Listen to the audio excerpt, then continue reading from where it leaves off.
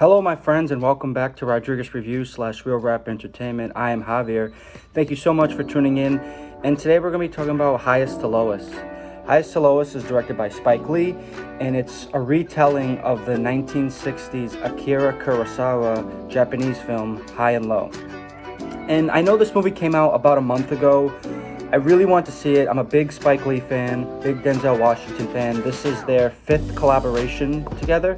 They've made so many great hits together, such as Mo Better Blues, Malcolm X, He Got Game, Inside Man, and now we have Highest to Lowest. So let's talk about it a little bit.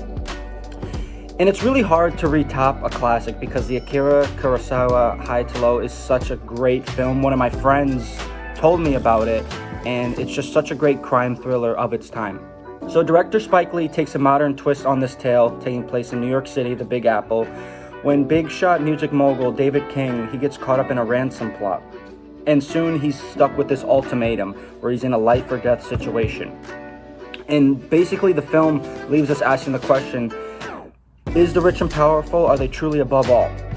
And overall, I did have a solid time with this film. While it's not Spike Lee's best film, and it's not as great as the original, I still found it pretty entertaining. Spike Lee and Denzel Washington, they're such a great team together. All their films I enjoy, I love. I mean, they haven't worked together in nearly almost 20 years. Their last film working together was Inside Man. Phenomenal. Very underrated too, but Spike Lee and Denzel Washington, they make a great dynamic duo, and they're shown that they're a force to be reckoned with. And overall, I found the film entertaining. Denzel Washington, he was great as David King. He's a big-time music mogul. He lives this high life. He lives in this big apartment in New York City with his beautiful wife, his son. He has it all for him. And then Jeffrey Wright is also in the film too. Jeffrey Wright, he was really good in the film. Great supporting performance from him. He plays his friend / chauffeur.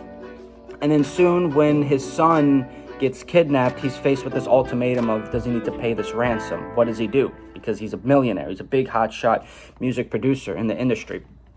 And the film really does take tell us a tale on social class. It tells us the social class, like I said, is the rich and powerful above all, and that's what challenges the film. What's challenging about the film, it questions the rich and powerful.